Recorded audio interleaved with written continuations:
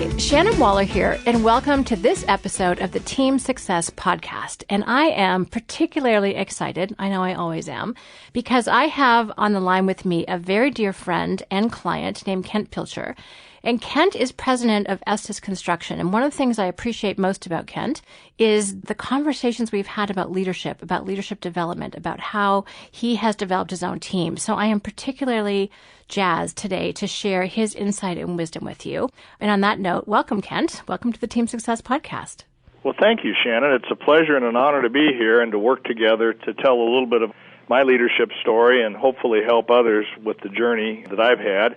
And we do have a lot of fun working together. We've cooked up a lot of great ideas that we've put in place, and it's been a joy to work with you and our team. And a little background on our companies. Estes Construction, we're a commercial and industrial construction company located in eastern Iowa. We work in Iowa and northern Illinois.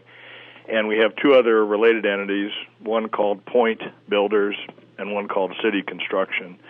And all in all, if you look at the size of all three companies, we'll hover around a couple $100 million in sales this year. I love that because I sometimes think that leadership for some people is sort of one of those nice things, and you've just proven how incredibly practical it is for a very real practical business with a lot of zeros after that, before the decimal point. So I love that. Well, I started this journey before we had as many zeros, so we had quite a bit fewer commas, to use a Dan Sullivan line, and zeros when we started this. But certainly leadership development, both in our company and with my own style, has significantly helped our companies grow successfully. Awesome. So that's really what I want to talk about. And one of the reasons why I want everyone to hear you is that you have integrated so many different ways of thinking and approaches and how you've learned about yourself and how your team has learned about themselves. So for me today, this conversation is really a chance to see how everything gets pulled together. It's very easy to get excited about one idea, concept, one profile, one tool, but you've really integrated them all together. And you're very conscious about the growth, and you're very conscious about your system of creating it. And that's really what I want people to get a true sense of, not only how you do it, but how they can do that for themselves. Because it's not too often we get to pull back the curtain of a really successful company and see how that happened. So thank you for sharing today with us. I'm excited. Well, thanks for your comments. You know, my journey really, I think with leadership, it has to start with yourself. And you and I have now helped develop our system where we call the first step in it is to know thyself. And I think, to use your words, people only trust someone to the extent they know themselves. Mm-hmm. And mine really started learning a lot more about myself a number of years ago. And I was, if you use a DISC profile, I was a very high D, and if you used a Myers-Briggs, I was what's called a field marshal, an ENTJ in the 4-quadrant personality profiles. And what that basically is someone who's very authoritarian, very directive, very controlling. And then I had a revelation from someone that was an early coach. She said that style of leadership is called field marshal, which I learned to fit me very well at that time. And so what she explained was, you can probably get anything done, right? Yes, yes, yes. You can probably take that hill over there. Yes, yes, yes. And you'd probably walk right over the top of anybody to get it done. Yes, yes, yes. So what about the next hill? And that was kind of a defining moment. It really hit me between the eyes that all at once, that maybe part of my challenge was that field marshal style wasn't working for me, and that I had to start to work on that. So that began my journey and began to really look at how I knew more about myself and what I had to do to become a successful leader. Now, was that an easy process of introspection, or was that challenging? Was that hard? Oh, it's never easy to confront yourself in the mirror. It was challenging, but I've always been a person who believes in a little improvement every day. I mean, I came up and played athletics through college, and so a lot of my life through those eyes were about practice. And practice in athletics is getting a little bit better every day, and you want to constantly improve and learn. And so that was really my mindset, and I thought, well, I don't want to be this way the rest of my life. I want to be more effective. I want to be more successful, and I want to learn and improve. And so you start to work on those things, and you start to work on the things in ways that are awkward and uncomfortable for you, but you make a commitment to continue to grow and experiment and try things. So contrasting where you were then, how would you describe your style, if you want to call it that now, or your mindset?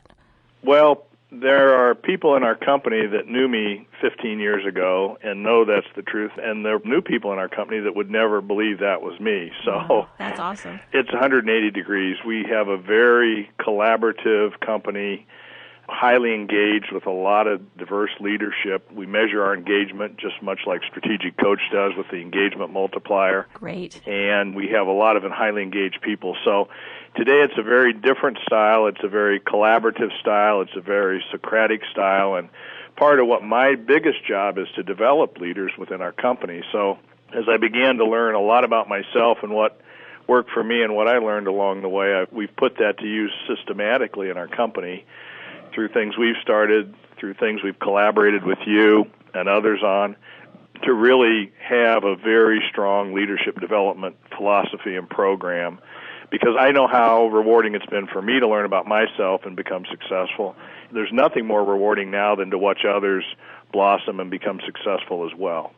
What's the payoff been for you, and maybe for the company, of switching, of changing styles, of going to this much more collaborative way of doing things rather than sort of top-down hierarchical? Well, for me, I think it's been a couple of things. One has been a journey through Coach to determine my unique abilities. And for those that don't know, that's a process where you really look at yourself and you learn a lot more about yourself. It fits in the know thyself piece. And what that's allowed me to do, along with my leadership evolution, is really work on the things I'm passionate about and I'm very good at. So what that and this collaboration has done, being collaborative allows me to hand off many of the things I'm not very good at or I don't want to do. And so it eliminates a lot of frustration, a lot of burnout, a lot of drag, so to speak, that you're often faced with as you try to grow or advance a company. And so by getting other people involved who have other strengths than I do and can actually do things better than I can do them, and being able to collaborate has helped our company grow much faster. First of all, I love what you just said, because it takes a huge amount of awareness and being willing to put your ego to the side to say what you just said, which is really powerful. But also the fact that this more collaborative, multi-strength approach has actually resulted in much faster growth in terms of both revenue and profit, if I understand correctly. That's correct. You know, you've worked with us and our leadership teams on high-performance teams, and we've really now taken some of the things we did with those exercises with StrengthsFinder and finding out what our strengths are, as well as our Colby tests and DISC, and we now use all of that throughout the company so people understand better. And I think it's freeing for them, because we talk a lot about the fact that we want you to know your strengths, we want you to know when your strengths serve you, and those times your strengths may even betray you. And on top of that, we want you to know your weaknesses, not because you're going to work on them and get better. No one wants to work on their weaknesses, for goodness sake. But because you need to find and match up with someone when you're in an area, you need to have enough self-awareness to know you're in an area where you're not very strong and look for someone else. And so that kind of awareness first and then team building second has really helped our company grow. Well, actually, I think that's a brilliant point, that awareness has to come first before team building. I don't think I've ever put it quite so succinctly as you just did. Because without that awareness, you're kind of operating off of probably some false assumptions about what people are good at, what people are not good at. They are, and it's fun to work with people I work with in development. About half my time is spent in the area of talent development, and it doesn't mean that I develop the talent, but I make sure the systems are and others are developing it. But there's certain high-level talent I like to develop. We have about 10 people that are in a training program out of college, and then I also like to work hands-on with the group right below our officers. I have 4 direct officers that report to me, and there's 6 below them managers who are in line for succession. And so our CFO, Michelle, and I meet with 16 different people quarterly, not to review them, but to really learn how they're learning about their strengths, what they're learning about themselves. And it's really fun to see them begin to know themselves well enough to have some real success and leverage those strengths and be able to partner up with others when they get in a sticky area. There's a couple places I want to go with what you just said. One of the things I think of first is that by developing people this way and having people really be anchored in their strengths and not focusing on their weaknesses, you're also training people, as you said, in terms of succession, so that they actually develop their teams that way too. So this is very much a part of your culture, is it not? It is. We have now, as you know, you and I have worked together with a process we call 3 levels of leadership. The first level is to know thyself, as we mentioned, and learn all about yourself and your strengths and what we've talked about. The second level is a skill set of then, once you know yourself, how do you build strong teams? So the third level then is engage others to lead and really get leverage from that. We use that concept. We've got a graphic developed around it to help people grasp the concept, and it's really exciting to see people that will put together teams have some success, and then, in fact, get other people to say, hey, I want to lead, I want to step up and do things, I want to run an initiative. And so that kind of thinking has really helped change our organization. Wow, you must be one of the places that people just really want to work for. We have had great engagement scores. As you know, just like Coach, we're in the high 80s. We just got our latest, and we were 86 or 87. Congratulations. Thanks. It's a great score. And while one of the things we're seeing is we want our environment and our company to be a real attractor and retainer of talent, because we know there's a coming war on talent, according to Jim Clifton, the chairman of Gallup. Mm-hmm. And I deeply believe that the places that are great places to work will attract the kind of talent and retain it. And more importantly, as you know, Gallup's done a lot of research on highly engaged companies, and highly engaged companies outperform others 3-1. And we've seen that. We'll just finish our 10th consecutive year of what's called best-in-class performance, which is top quartile, which is a real high level of performance in terms of financial results. That's our testimony to engagement, and the engagement's led to great success and growth. That's fantastic. Now, I always find both sides of the picture so interesting. I'm sure that some of the people, especially that have been in your company for a while like you have, and may have had the same mindset that you did, it's not always an easy transition from the kind of I'm in charge, you're not way of thinking about things, yes, into this much more collaborative, strengths-based approach. Has that always been an easy transition for other people? No, as a matter of fact, we have someone that you know very well that's in one of your programs that's just made a huge breakthrough in the last year and a half. And he had a real challenge for 7 or 8 years with making that kind of transition, and yet he was committed to working hard on it and becoming more self-aware, and he really struggled with it. Yet he really knew he had to change, and he knew that it was holding him back, and now in the last year he's just had huge breakthroughs. He's really being recognized by a lot of people within the company and having a lot of fun and success. And so it took him 5 or 6 years of really hard work and some fits and starts, but now it seems like he's on a really great track. And I totally appreciate Paul. He's an awesome guy. And I also love how you guys stuck with each other through the process. Yeah, it's challenging some days, but he was committed to continue working on it, and he has a lot of other good attributes on behalf of the company, so it's not always easy to keep that perspective, but the good news is that through some hard work, we've ended up at a very good place.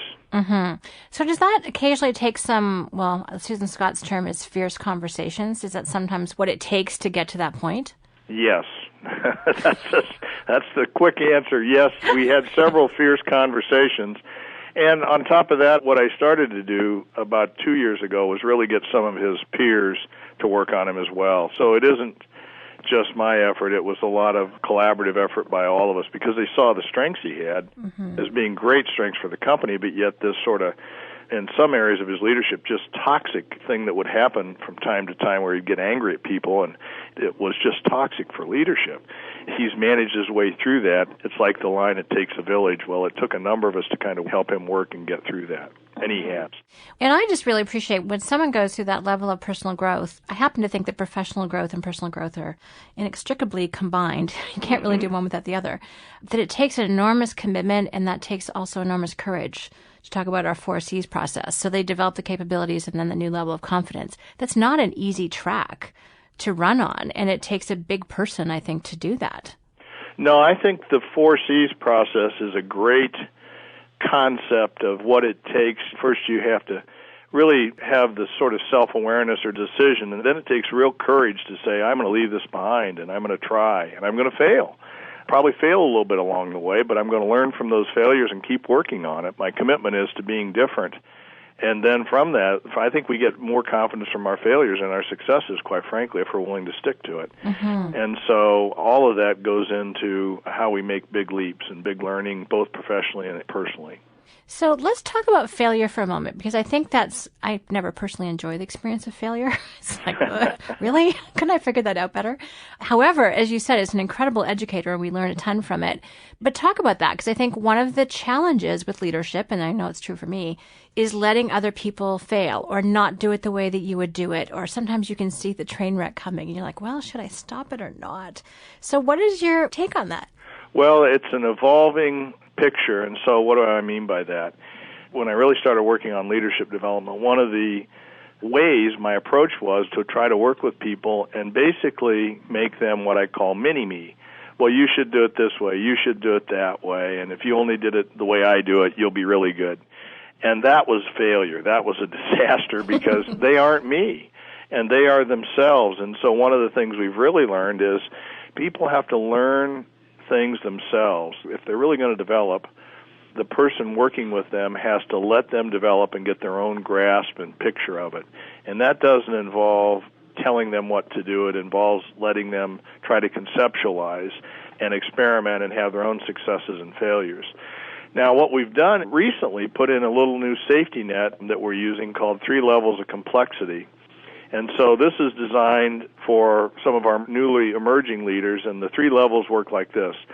The first level is when you're trying to make someone who's your superior aware. In other words, you go in and you have a conversation with them or an email, and you say, here's a situation I want to make you aware of. I'm confident, I've got it, I just want you to have the courtesy of awareness. That's the first level. So now you know when you're developing them, they've got it, they're confident. The second level is it's something they have limited confidence on or they've had limited experience. The idea is to say, okay, I'm not quite sure about this, but I have this idea or that idea about how to approach this. Is there anything else I should be considering? Am I looking at it the right way? So it's a coaching environment, but they're expected to have begun to thought it through because they have first recognize they have limited experience, but yet second, still try to come up with their own approach. And so as you engage with them or one engages with them, the idea is more of a coach to make sure they're developing their ideas and help them sharpen that or be clear on it. And then the third level is when they're faced with the most complexity and they don't even know how to approach something. And so, again, the idea isn't to tell them how to approach it. The idea is to say, well, this might be a resource for you to go consider. That might be a resource for you to go consider. And we often help people discover how do you best face complexity. Like Michelle, our CFO, she faces complexity when she's really quandary. She has to sit down and write things out. That's her way of getting her mind around it. Me, when I face it, I want to talk it out. I want to talk to 5 or 6 people and talk it out. So what we try to do is help them understand how do they best work through complexity, where the best resources might be, who they might talk to, or what they might seek. Those are ways now we've really helped, I think, accelerate people's own learning and experiences and try to set them up more for success than just let them walk off the deep end and see if they can swim. Well, I think you've also created awareness about where they're at. Pretty sure they can handle it, courtesy of awareness, which is a great term, or not 100% sure, or brand new to the situation. But you've helped people discover their own learning style and their own problem-solving style. That's profound. Now, how tempting is it sometimes to want to go, oh, just do this? Because I would going to have to bite my tongue to not say that sometimes. Well, it is very tempting, especially if you're under pressure or they're in a hurry and you really have to kind of mentally slow down. But, once you get used to it, it's easier. And it's easier to get in more of a Socratic mode where you question, ask more questions, and you give answers. And so it takes some practice, but it's also more rewarding. It's more fun not to give somebody the answer than to watch them find it their own way. Now what we're finding is I'm watching people come up with solutions that are better than the ones I might have come up with, because I'll come up with one in my head, and then we'll sit and ask them questions, and all of a sudden they've got a different path, and what we're seeing as outcomes is things that are even better in the end than I might have done or others might have conceived. And so that's when it's really fun to say, wow, they got there on their own, and it was a better outcome than I might have done. I don't want to put you on the spot, but is there an example you can think of? And what I love about your business, this is construction we're talking about. I think of hard hats and swearing and things of that. So it impresses me to a huge degree that this is the culture of your organization in a fairly physical environment in a lot of cases, not that you don't think about things a lot. So what's an example of where someone just came up with an idea that was a different approach that really worked, that was different than what you or one of the team leaders would have thought of? Well, we have someone in our next level below our officers who runs a department, and you know him, Blake. And Blake, 3 or 4 different times we've sat down with ideas about his department. He's wanted to bounce ideas around, and I've asked him questions. And he's taken those, and for example, one recent outcome, he was struggling with an issue of productivity. He wanted to add some people in his department, and we started brainstorming about what there may be ways to not have to do that, and we looked at some of the data on the production, and all of a sudden he realized some things about where maybe there was some time savings. And basically he's come up with a way to produce 25% more work with no more people.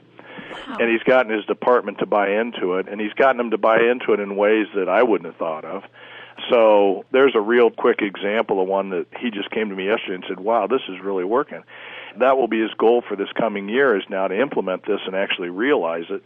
And he's very confident. It was a place where he started. He didn't have much courage, and he got some courage, and now he's completely confident about it because he's gotten his department to buy into it, and I'm sure the results are going to, it's starting to show up already because we're about 20% ahead of this year, and I know next year it'll be at least 25, and he feels he could even do better than that. Well, that's an incredible breakthrough. I love that. It is. Yeah, it is, and I like to remind people here in a smiling sort of way, let's not lose sight of the fact we are not in the construction business. We're in the leadership development business. Yes. And if we do the leadership development business correctly, the construction business will be fine. So construction projects are, while they're technically complex, they're more importantly huge areas where people have to work together day in and day out in very demanding situations, both physical work and environment, hot, cold, wet, dry. So the need to be collaborative and to be teamwork and build engaged teams is really ever present. And even more in demand now on projects with technology and with short schedules than it has ever been. And so this idea, while we're in a real hard hat and boots kind of profession, it's still all about motivating people and getting them to buy in and be great teammates and contribute. I love that you are, in fact, in the people business. Yes. even in the construction business, you're in the people business.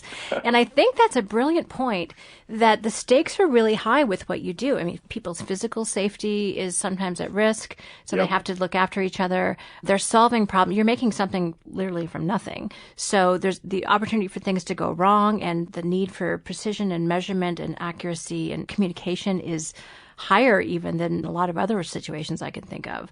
So you've just given me a whole new slant on just how essential it is. And I can just imagine the efficiencies of your team compared to some of your perhaps competitors, because people are looking at things differently. They are, and what we're seeing is this sort of collaborative environment internally has turned into our culture clearly. And what it's become now, because we have to work with design firms that are outside of ours, and we have to work with owners, and the ability to collaborate internally now in our culture has carried out to be a way we do business, and that way we're doing business has become a true differentiator. In fact, we've copyrighted it. We call it client-centered collaboration. But more importantly, we're having owners and designers recommend or ask for us, and actually, in some cases, we're paid a pretty significant premium because we bring that to the table on very demanding projects. So that internal culture of collaboration and teamwork and team building has really been a differentiator for us in a highly competitive marketplace. My heart is just cheering right now. You're saying everything I love to hear. It's not me saying it, which is even better. I love it. And I appreciate that. And again, the reminder of the fact that a really engaged organization outperforms a disengaged one 3-1. And the fact that you're winning business based on it and being paid a premium, which actually makes sense to me, because if hiring you, they know it's going to get done right. They know it's going to get done safely, on time, on budget. Whereas other projects, the bid might be lower, but there's overruns and there's issues and it gets delayed and all those other things happen. One of the byproducts, I think, of how you do things is just increased predictability of what you deliver. It is. This year we're about to conclude, we will have grown 25%, and our hit rate, our success rate, is 1 out of every 2 projects we win because we differentiate ourselves. The national average is about 1 out of every 5 for construction companies. So we've had great success, and we're doing that while producing best-in-class returns on equity. So we're winning the work through differentiation at a very high rate and also producing great results on our bottom line. So it's, we work every day to keep it figured out. So I don't want to sound like we've got it figured out, but we're committed to continuing to work hard because this is all perishable stuff. It's got a very short shelf life. So everyone in the companies are all committed every day to realizing we have to work on it every day and get a little better. Mm-hmm. Well, it goes back to your approach, which is improve a little bit every day. Yep. Yeah, I love that. The other thing that we've talked about in the past, there's a couple of your models that I'd love to kind of talk through. Again, part of why I was so excited to talk with you and have other people hear you is because you do put things into concepts and ideas, and you do have great ways of communicating them. And one of the ones that I really like, there's a couple, I like all the ones I've seen, by the way, just so you know. But there's one distinction that you make between deliberate leadership and casual leadership. Yeah. And I love that. I mean, I love deliberate. I love intentional. So can you just talk through that a little bit? Because I think, again, there's a consciousness or awareness that you bring to it that may be unfamiliar for some other people. Well, we have a concept we've developed around deliberate leadership. And there's a graphic, and so imagine the graphic of an arrow pointing up in the air with deliberate leadership. And we work on deliberate leadership in the company two ways. On the left side of the arrow, there's organizationally things we do like our strategy and a process we call the Estes Way, which is the kind of company we want to be, which is a remarkable company, and the components we have that we work on with that. So those are our organizational things like having dynamic people, which is our training and development, having an inspiring culture, which are forms of recognition we do and ways we lift people up, and creating a great client experience.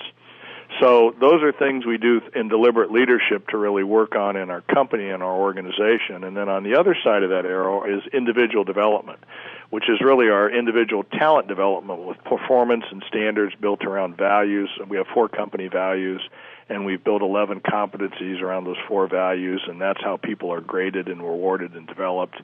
We've also developed a pathway through the 5 levels of the company. We call it PE to President, that are around developing technical skills, but more importantly, the higher up, developing soft skills, leadership skills, more than managerial skills. Those are on the individual side. So we work hard through deliberate leadership to build both the organization and to build the individual.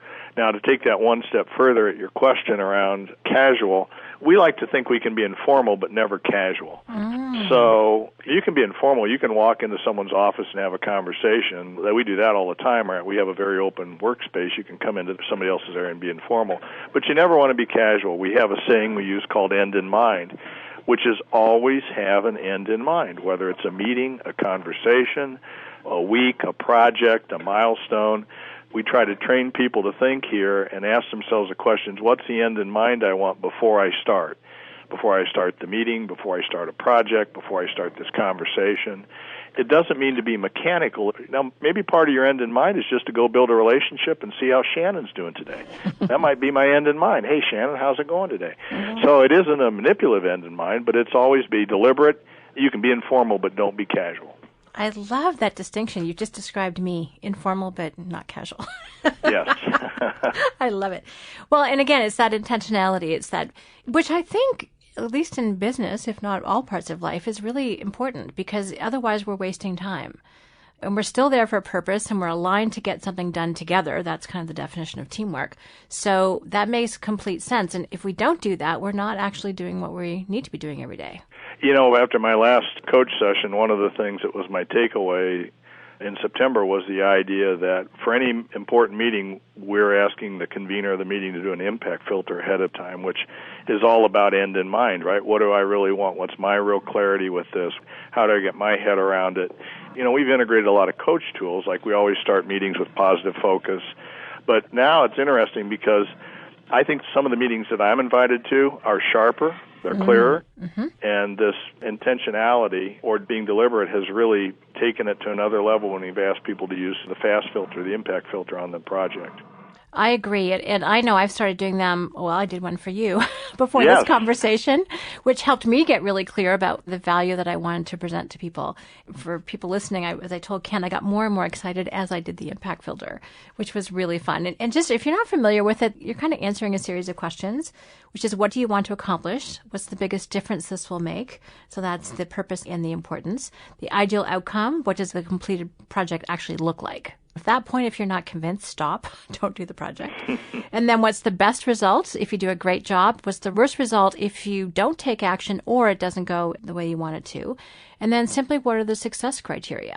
And by going through things in that order, it totally develops your thinking. And we have a short version, which is just best, worst result, and your success criteria. And it's very powerful to do that for any kind of a conversation, a meeting where you want something to happen, but you need to go in clear about what exactly that is. It clarifies my thinking. I know it does that for other people too. Well, it certainly does mine, and I think it really aligns well with our philosophy we've had for some time about have an end in mind. What's your end in mind? And more importantly, it's a process. The impact filter is a process that helps you really get that out of your head and onto paper so you can see if it has merit. Mm-hmm. I want to go back to deliberate and casual leadership because I happen to have the diagram in front of me.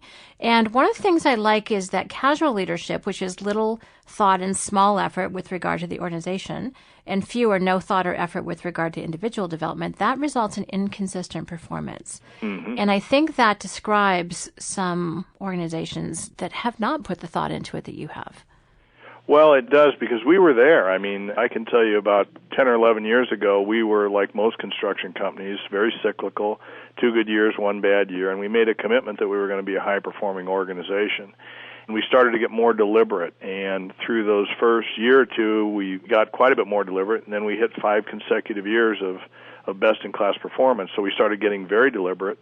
And then when I joined Coach 6 years ago, Coach is all about growth, and so one of the things I boldly committed to do was I had the confidence from 5 consecutive years and high consistency to be able to challenge our company to double in size organically in 5 years.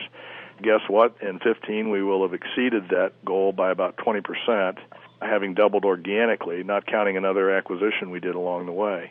Now what's happened is, so it's moved from me being deliberate, which was the case in the early years, 8 or 9 years ago, to then our officers being much more deliberate. That might have been the case 7 or 8 years ago, to in the last 3 or 4 years, this about 15 people in the company at different levels being very deliberate, and now we're taking that down one last level. So as the pace is quickened, the reason it's quickening is through this idea of everyone being much more deliberate and really working on the company, on things, but whether it's themselves getting better or building high-performing teams or engaging others to lead.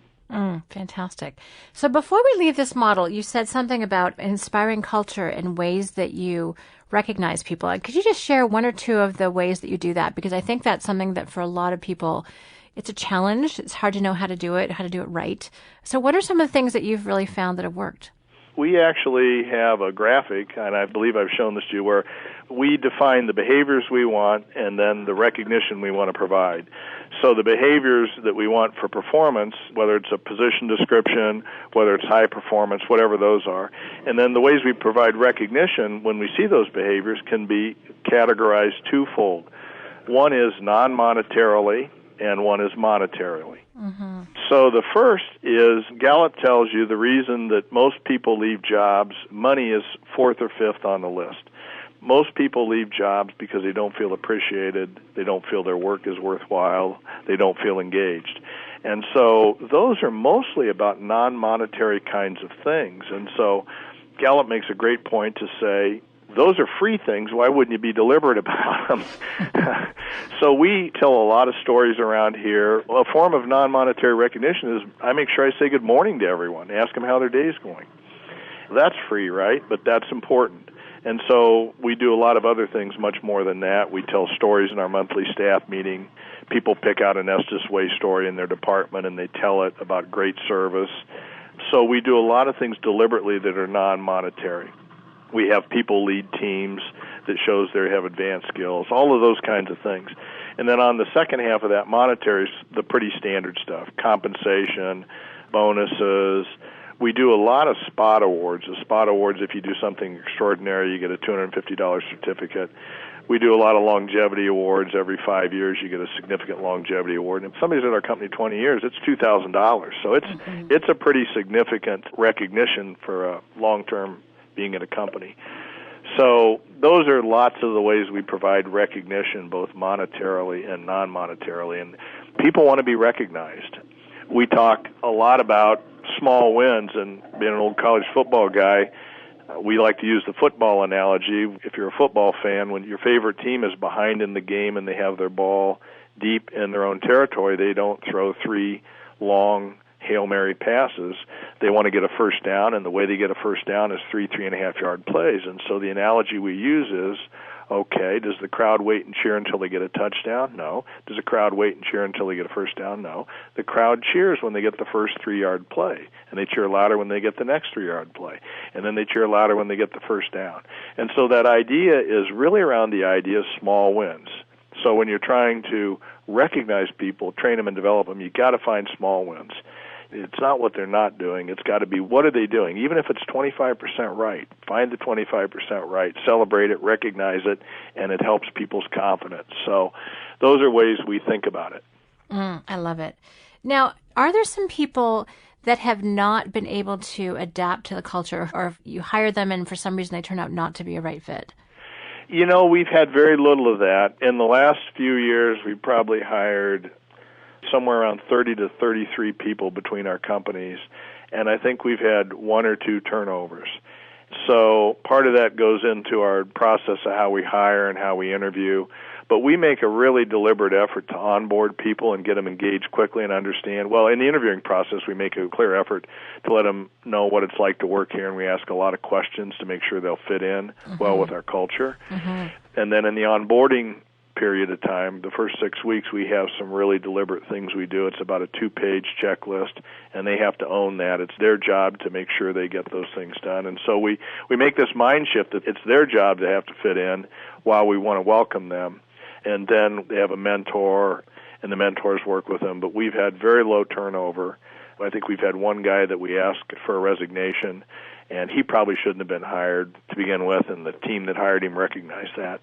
But very low turnover, and we have a lot of pretty significant engagement that we work on through the onboarding process and then the development process after that. Which the low turnover saves you a ton of money. It is. You know, there's a lot of statistics that say the cost of turnover is somewhere between 4 and 5 times someone's annual salary. And personally, I think that's probably a little light. It's disruptive to the organization in today's environment where people are becoming more and more scarce. It's a real challenge. We make a big investment in developing people more than turning them over. If you have any kind of hiring process at all, most people are generally pretty good people. If they aren't, you probably shouldn't have hired them. But most people are generally pretty good people. They're really looking for the right opportunity. We also like to say when someone's not succeeding, we have a mindset that what do we need to do to clarify, to help them understand things better? What do we need to do to help them be in an area where maybe their strengths could be utilized better? So we've made some adjustments with people, but it's more around the idea that that's our responsibility, not theirs. Because usually the person, if they're struggling, it's because they aren't real clear on what it is it's expected of them. We own that as management. And between that and making sure they understand how to use their strengths the best, we've had great success with that. I feel like I just want to go and immerse myself in your company for a while. I just want to go follow you around. One thing about it, it's, as you know, it's a very fast-moving company. There's a lot of good things going on, and we're having a lot of success right now, and a lot of people are having a lot of success. So it's very fun to watch that happen. Awesome. The last modeler thing I want you to talk through is how you look at leadership roles. And you have 5 words that I find sort of fascinating, which is vision, lead, advance, manage, and do. So can you talk through that and how that plays out with the various companies? We use that to really say, and it's kind of what we call our holding company model, because the 3 companies that we have, and for in the future when we do it, we want to work with the key managers of the company to really help them set the vision, help them guide it, and then help them shape how they're going to lead. And it doesn't mean we're telling them how to lead. We help them shape it. And the way we help them shape it is with a 3-fold progression. We like to say, think, speak, behave. So a lot of times, leadership is about mindset, and sometimes people, in order to lead, have to have a certain mindset or a certain clarity in their mind about how it is they're going to lead. And so that thinking part comes into play there. How do we help shape their thinking and their mindset? And then once they begin to shape that, then how will they talk to others about it? How will they speak about it? And most importantly, how will they get themselves to behave and demonstrate that and others to behave and demonstrate that? Once we get them there, that's really when the company starts to advance. After that, it's really more about managing the advancement and doing it.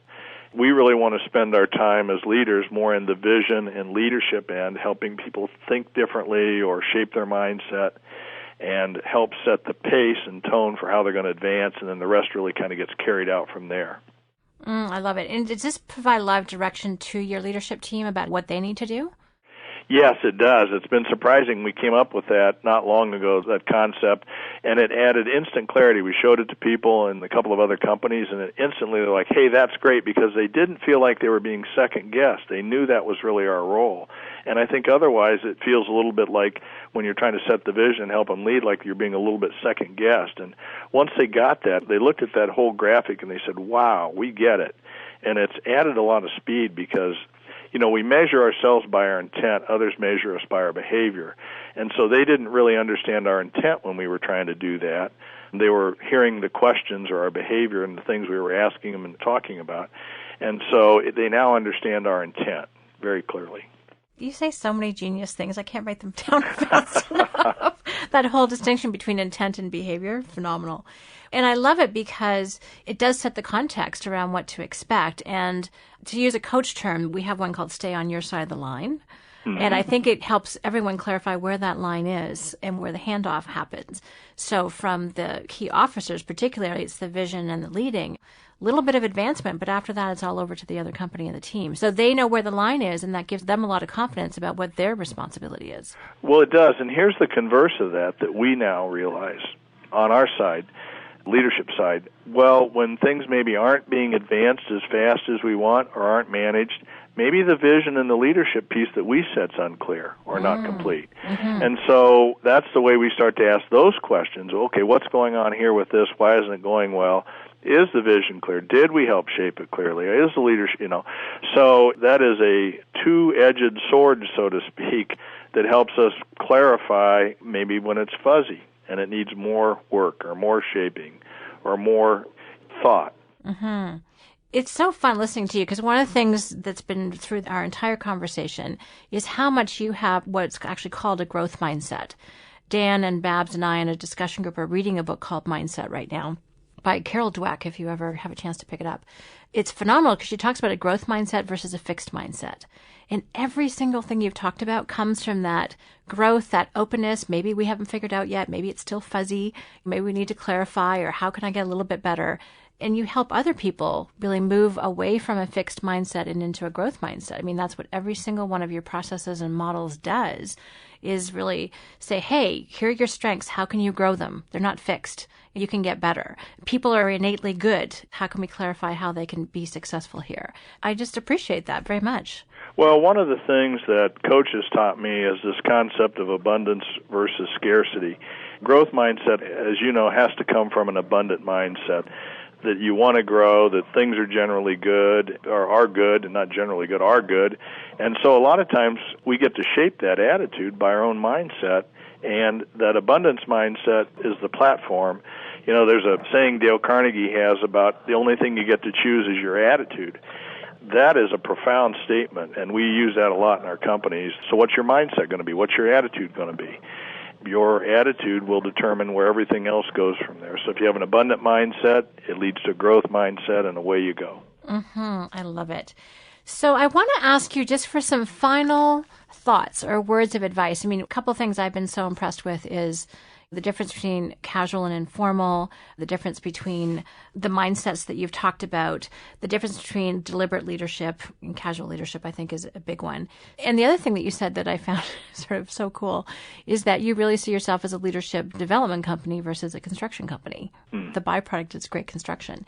For people who are looking at developing their own leaders or looking at developing their own leadership, what would you tell them? What advice would you give? What pitfalls to avoid? What are your thoughts on that? That's a big question, it is. Shannon. Sorry. It also implies I have it figured out. I don't have it figured out. I'm just committed to working on it every day. Well, you know what? What do you wish someone had told you? Maybe that's a better way to put it. Well, I think a lot of it starts with mindset. Mm-hmm. And probably one of the things I really appreciated early on about Coach was the positive focus. When we as leaders have a positive mindset, it's infectious. People want to be around positive people. They don't want to follow Eeyore, to use the Winnie the Pooh analogy, And I think everything is check your own mindset. See where your mindset is on something. And I talk a lot in our company about when I walk out the door of my office, I never want anyone to know what the conversation was I might have just had on the phone. It doesn't mean you brush things under the rug, but we're in charge of our own mindsets. So how do you have the right mindset? It's infectious. And I think once you start to have that or a growth mindset, a lot of things start to fall into place, and people want to follow and get engaged, and that's really important. My uncle, who founded our company years ago, who's been out of our company for a while, one day he came to me and he said, "How'd your day go?" He's walking out the door, and this was 20 years ago, and I said, "Oh, it didn't go well at all," and I'd had one bad thing after the other. And he said, "Well, you know what the best thing about today is?" And I'm thinking to myself, what could have possibly been good about today? I said, "No, Jim, I really don't know what that is." And he said, "Tomorrow. We get to start over tomorrow." That was like an epiphany to me. I'm like, wow, that's the mindset we have to have. You know, no matter how bad today is, we get to start over tomorrow. And Coach does that. What were your 3 wins today? As Dan sometimes says, well, it might have just been getting up, brushing my teeth, and taking a shower.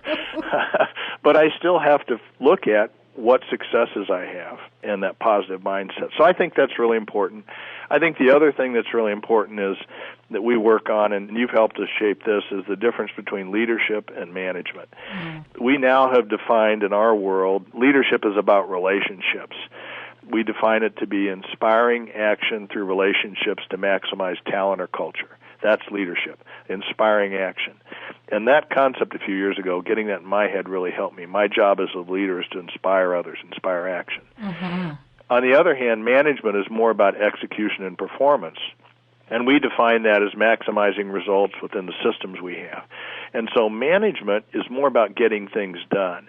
And so if you can understand that difference and get it a little clear in your own head and help others get it clear in theirs, it helps everyone get to a different place, because there are times for leadership around inspiring others, and then there's time for management to check in and see how things are going and what's happening and what adjustments need to be made.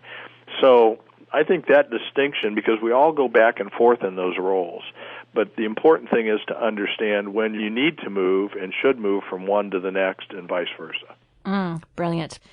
So, Ken, I'm going to wrap this up because I know I could talk to you all day, literally. But I think my bottom line is what I really appreciate is, in fact, the distinctions that you make. And I think you help clarify my thinking when I talk to you, and I know it's a reciprocal relationship, and yes. I know you do that for your team because I've talked to them about it. And I just appreciate you doing that for us today, because for me, you've thought about things in a way that's, again, very conscious, very intentional, and you've had your own growth path, which I very much appreciate you sharing. And I get inspired. So to me today, you were really kind of that inspiring action person, that leader. So I appreciate that. And I just, again, thank you for what you've done with your own company. Obviously, the results are paying off fantastically, which I also love, because having these ideas and not seeing the practical result, that doesn't really mean anything. But the fact that that actually has paid off for you so tangibly, as well as in a great culture, but also a great bottom line, that to me is kind of the perfect recipe. So thanks for sharing that with us today. Well, you're welcome, Shannon. It's been an honor. You know, I hope I've been offered some insight for those. And again, we don't have this figured out. We are committed to continuing to get a little better. And I'd also like to say thank you very much for helping play a role in mine as well as our companies, and to Coach as well. I know we wouldn't be where we are without the interaction with Coach and with some of the support you've offered us and the insights you've given us too, so thank you for that. Oh, it's my absolute pleasure. I adore working with you. I hope you got as much out of this conversation with Kent as I did. Thanks very much for listening. And if you have any comments or questions, please let us know at questions@strategiccoach.com. As always, here's to your team success. Hi, Shannon here, and thank you very much for listening. If you like what you heard today, please take a moment to rate the Team Success podcast on iTunes. And we'd love it if you'd share the podcast with anyone else who could benefit. If you're interested in learning more about the Strategic Coach program for entrepreneurs, visit us at strategiccoach.com or the Strategic Coach channel on YouTube.